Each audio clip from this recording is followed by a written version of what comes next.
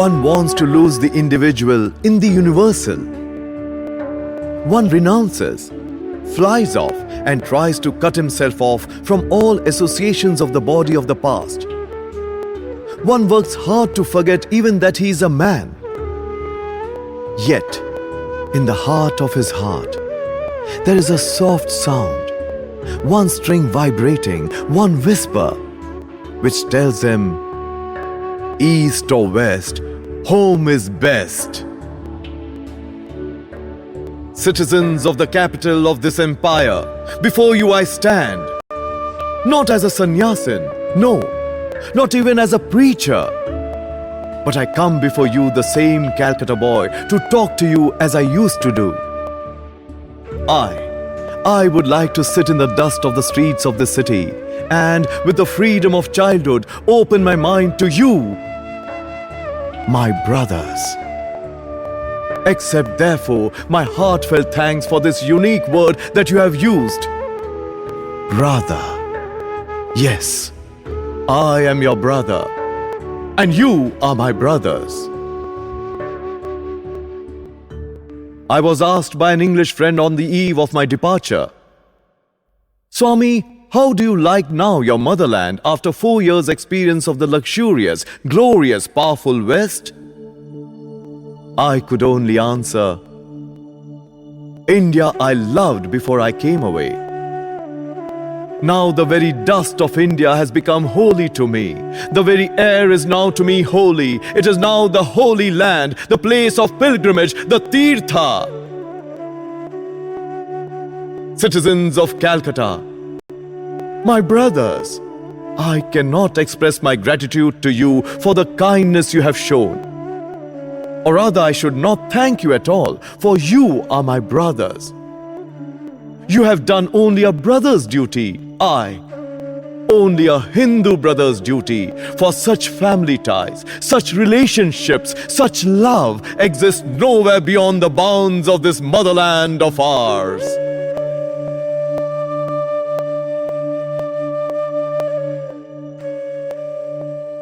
The Parliament of Religions was a great affair, no doubt. From various cities of this land, we have thanked the gentlemen who organized the meeting. And they deserved all our thanks for the kindness that has been shown to us. But yet allow me to construe for you the history of the Parliament of Religions. They wanted a horse and they wanted to ride it. There were people there who wanted to make it a heathen show. But it was ordained otherwise. It could not help being so. Most of them were kind, but we have thanked them enough. On the other hand, my mission in America was not to the Parliament of Religions. That was only something by the way. It was only an opening, an opportunity. And for that, we are very thankful to the members of the Parliament. But really, our thanks are due to the great people of the United States, the American nation, the warm-hearted, hospitable, great nation of America, where more than anywhere else, the feeling of brotherhood has been developed.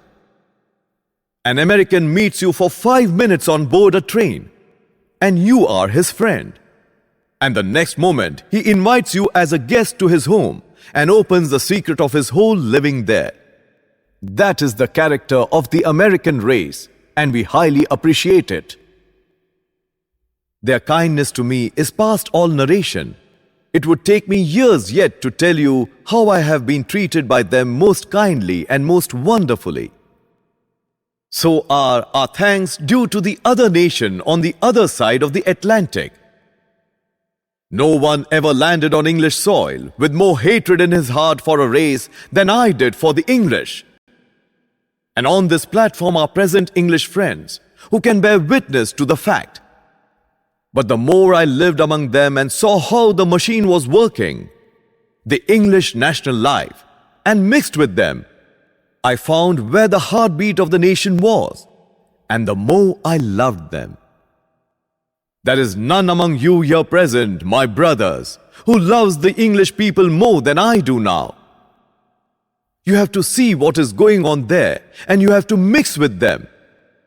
As the philosophy, Our national philosophy of the Vedanta has summarized all misfortune, all misery, as coming from that one cause, ignorance. Herein also we must understand that the difficulties that arise between us and the English people are mostly due to that ignorance. We do not know them. They do not know us. Unfortunately, to the Western mind, spirituality, nay, even morality, is eternally connected with worldly prosperity. And as soon as an Englishman or any other Western man lands on our soil and finds a land of poverty and of misery, he forthwith concludes that there cannot be any religion here. There cannot be any morality even. His own experience is true. In Europe, owing to the inclemency of the climate and many other circumstances, poverty and sin go together, but not so in India. In India, on the other hand, my experience is that the poorer the man, the better he is in point of morality. Now this takes time to understand. And how many foreign people are there who will stop to understand this? The very secret of national existence in India? Few are there who will have the patience to study the nation and understand. Here, and here alone, is the only race where poverty does not mean crime. Poverty does not mean sin. And here is the only race where not only poverty does not mean crime, but poverty has been deified. And the beggar's garb is the garb of the highest in the land. On the other hand, we have also similarly patiently to study the social institutions of the West and not rush into mad judgments about them. Their intermingling of the sexes, their different customs, their manners, have all their meaning, have all their grand sides, if you have the patience to study them.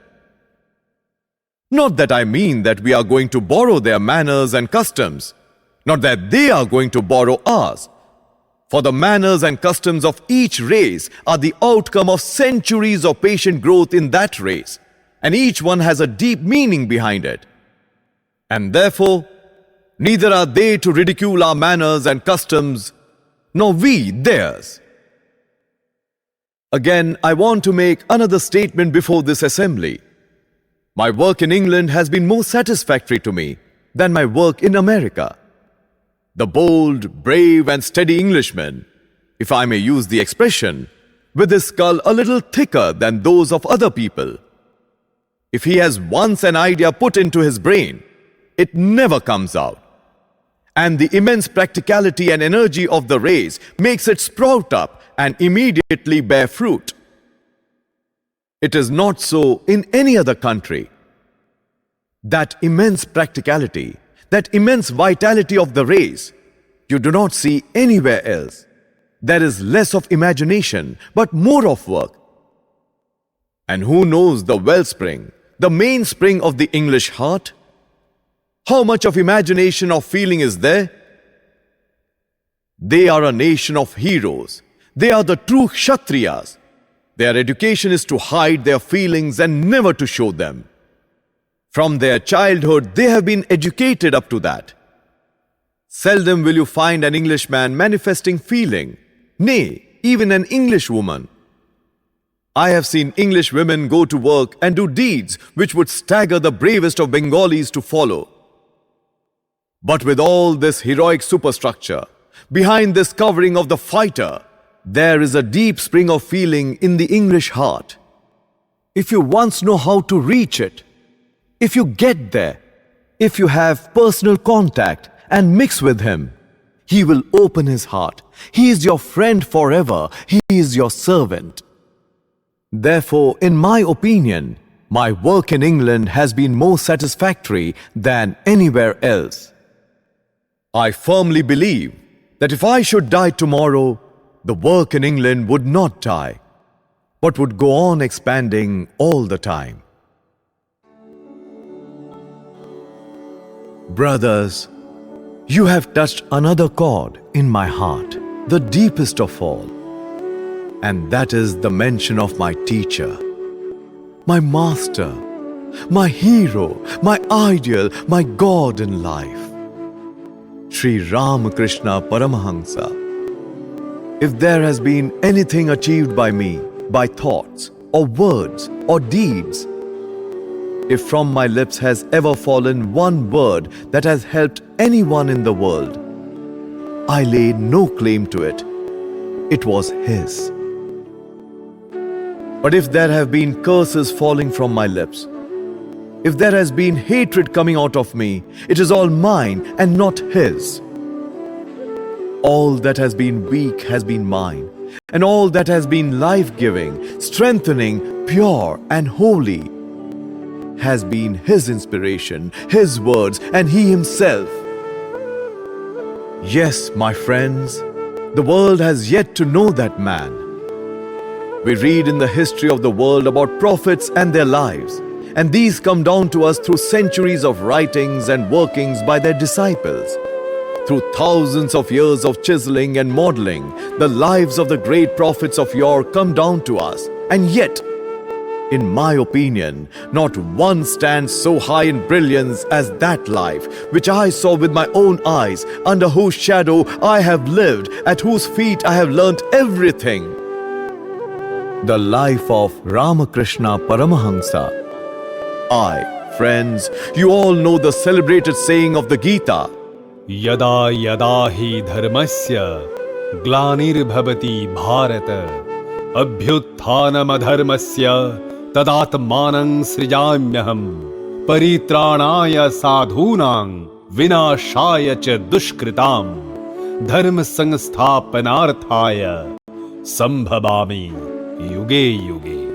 Whenever, O descendant of Bharata, there is decline of dharma and rise of adharma, then I body myself forth for the protection of the good, for the destruction of the wicked, and for the establishment of dharma. I come into being in every age.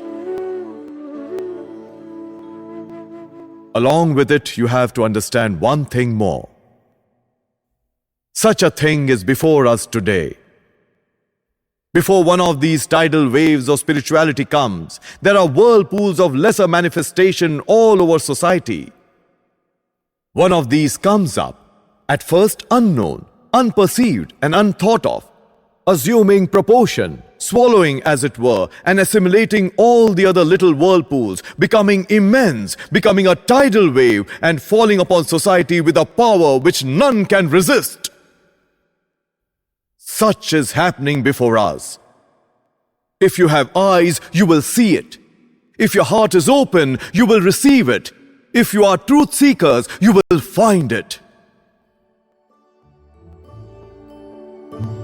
Blind, blind indeed is the man who does not see the signs of the day. This boy born of poor Brahmin parents in an out-of-the-way village of which very few of you have ever heard, is literally being worshipped in lands which have been fulminating against heathen worship for centuries. Whose power is it? Is it mine or yours? It is none else than the power which was manifested here as Ramakrishna Paramahamsa. For you and I, and sages and prophets, nay, even incarnations, the whole universe, are but manifestations of power more or less individualized, more or less concentrated. Here has been a manifestation of an immense power, just the very beginning of whose workings we are seeing. And before this generation passes away, you will see more wonderful workings of that power. It has come just in time for the regeneration of India, for we forget from time to time the vital power that must always work in India. Each nation has its own peculiar method of work. Some work through politics, some through social reforms, some through other lines. With us, religion is the only ground along which we can move. The Englishman can understand even religion through politics. Perhaps the American can understand even religion through social reforms. But the Hindu can understand even politics when it is given through religion. Sociology must come through religion. Everything must come through religion. For that is the theme. The rest are the variations in the national life music. And that was in danger. It seemed that we were going to change this theme in our national life, that we were going to exchange the backbone of our existence, as it were, that we were trying to replace a spiritual by a political backbone. And if we could have succeeded, the result would have been annihilation. But it was not to be. So this power became manifest. I do not care in what light you understand this great sage. It matters not how much respect you pay to him. But I challenge you face to face with the fact that here is a manifestation of the most marvelous power that has been for several centuries in India. And it is your duty as Hindus to study this power, to find what has been done for the regeneration, for the good of India, and for the good of the whole human race through it.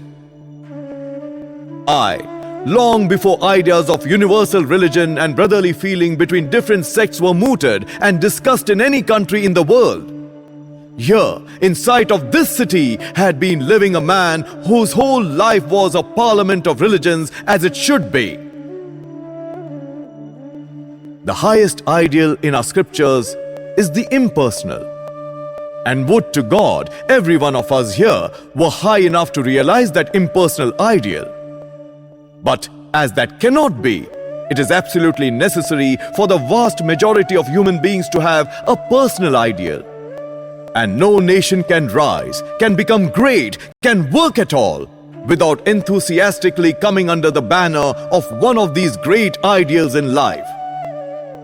Political ideals, personages representing political ideals, even social ideals, commercial ideals would have no power in India. We want spiritual ideals before us. We want enthusiastically to gather round grand spiritual names.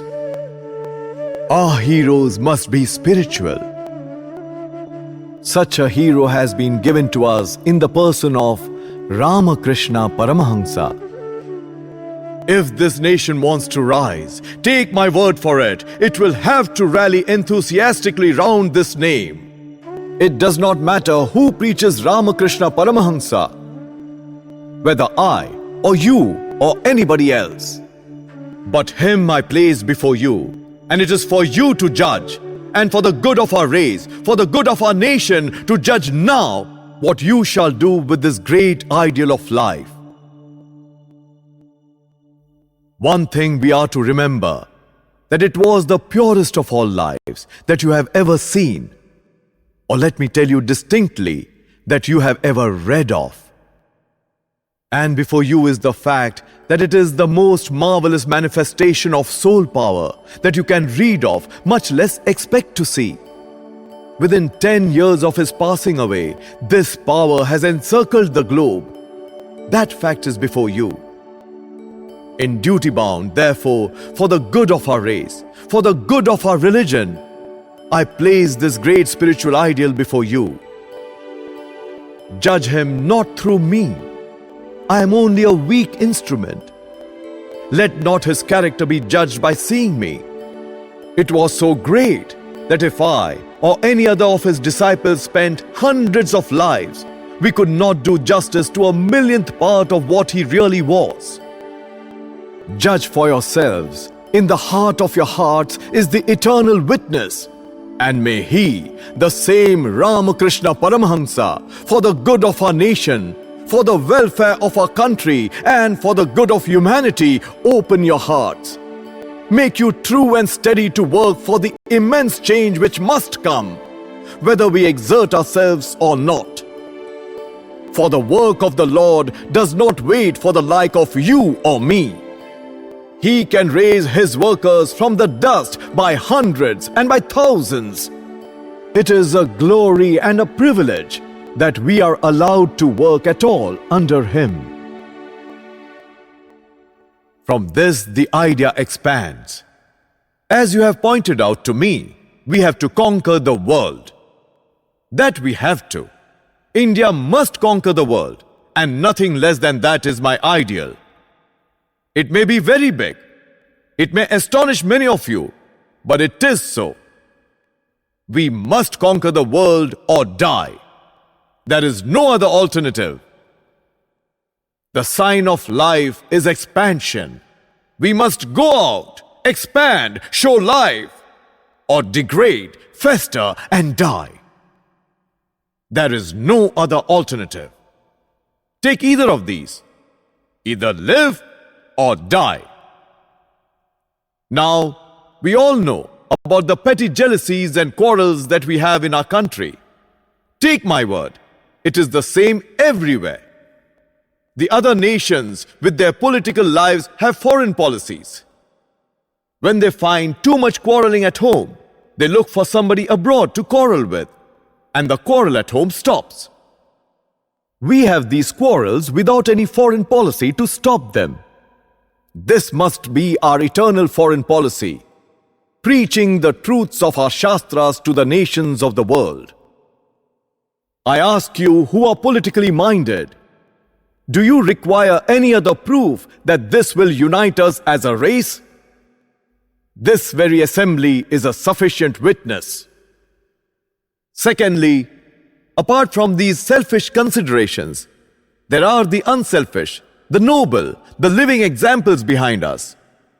One of the great causes of India's misery and downfall has been that she narrowed herself, went into her shell as the oyster does, and refused to give her jewels and her treasures to the other races of mankind, refused to give the life-giving truths to thirsting nations outside the Aryan fold. That has been the one great cause, that we did not go out, that we did not compare notes with other nations. That has been the one great cause of our downfall. And every one of you knows that that little stir, the little life that you see in India, begins from the day when Raja Ram Mohan Roy broke through the walls of that exclusiveness.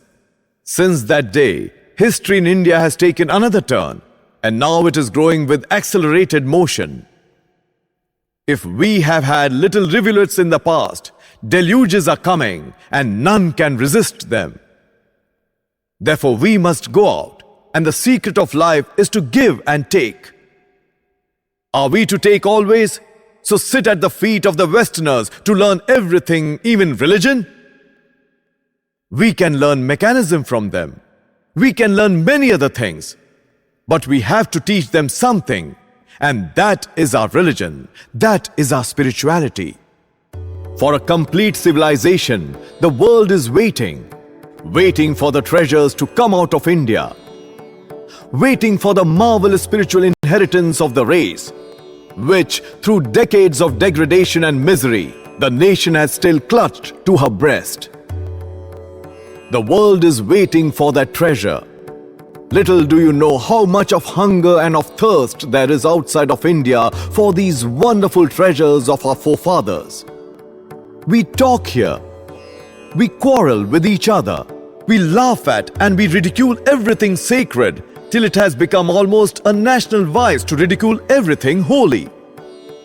Little do we understand the heart pangs of millions waiting outside the walls, stretching forth their hands for a little sip of that nectar which our forefathers have preserved in this land of India.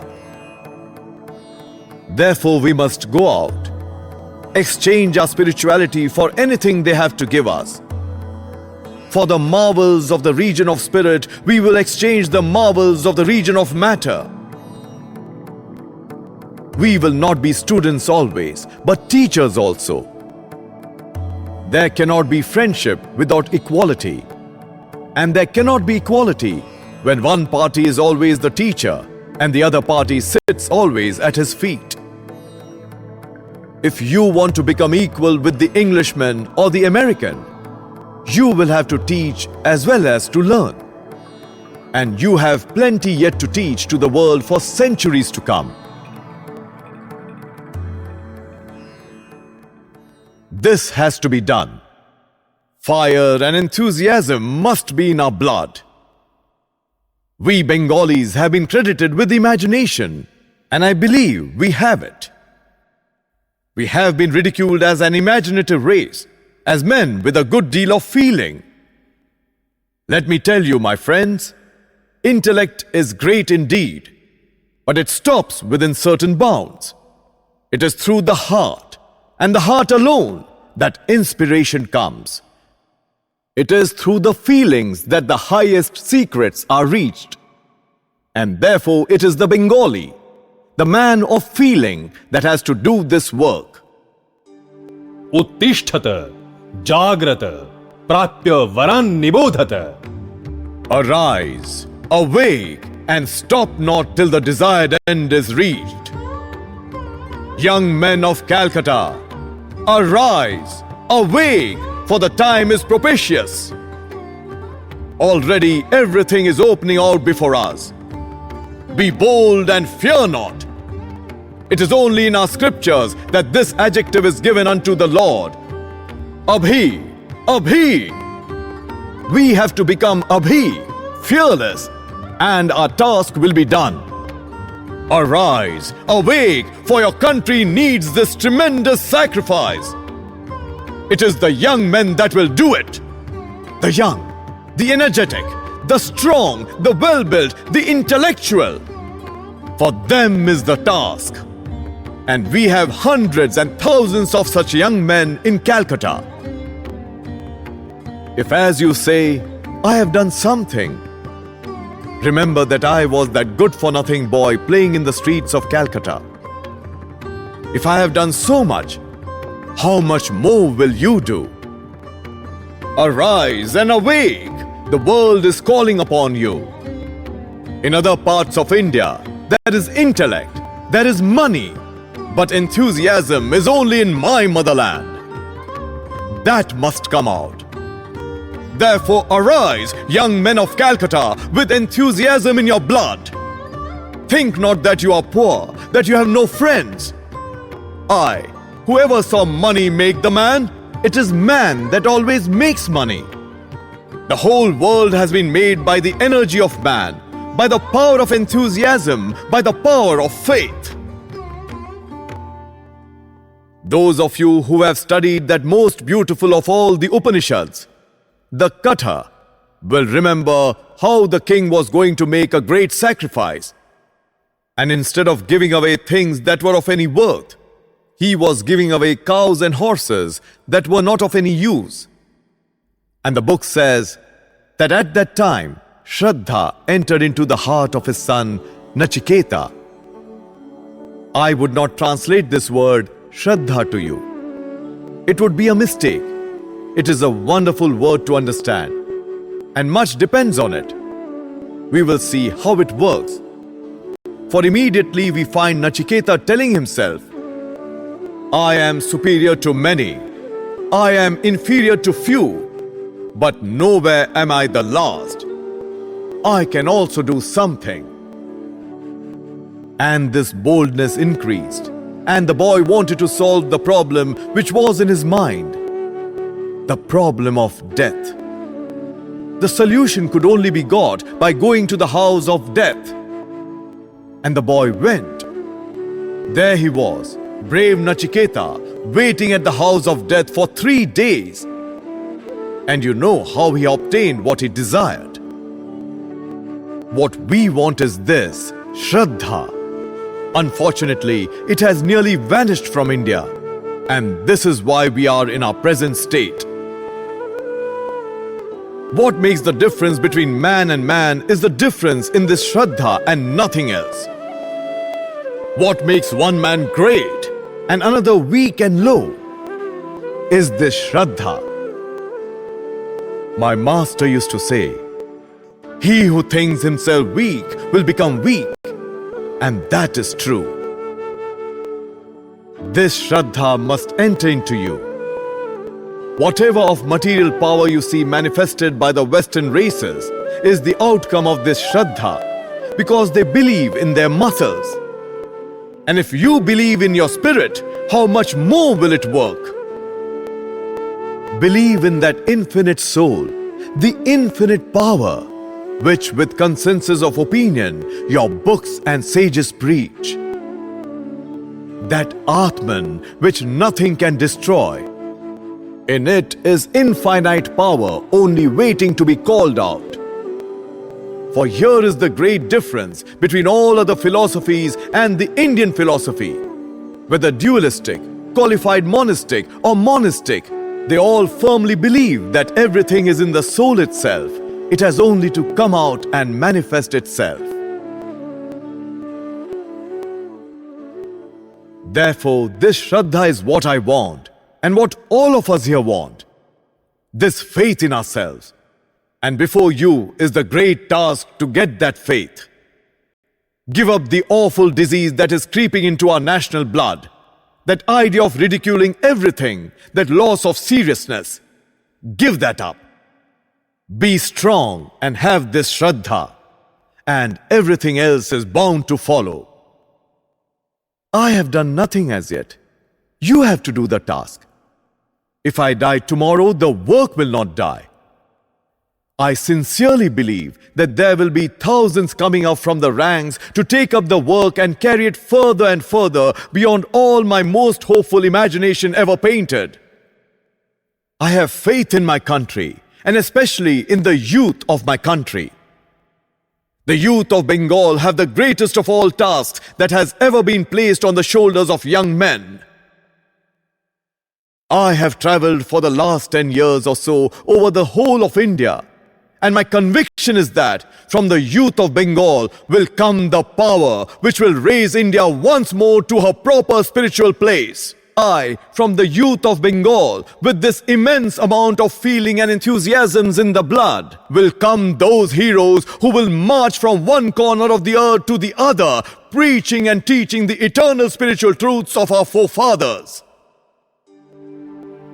And this is the great work before you. Therefore, let me conclude by reminding you once more, arise, awake, and stop not till the desired end is reached. Be not afraid, for all great power throughout the history of humanity has been with the people. From out of their ranks have come all the greatest geniuses of the world, and history can only repeat itself. Be not afraid of anything. You will do marvelous work. The moment you fear, you are nobody. It is fear that is the great cause of misery in the world. It is fear that is the greatest of all superstitions. It is fear that is the cause of our woes. And it is fearlessness that brings heaven even in a moment. Therefore, arise, awake, and stop not till the goal is reached. Gentlemen, allow me to thank you once more for all the kindness that I have received at your hands. It is my wish, my intense, sincere wish, to be even of the least service to the world, and above all, to my own country and countrymen.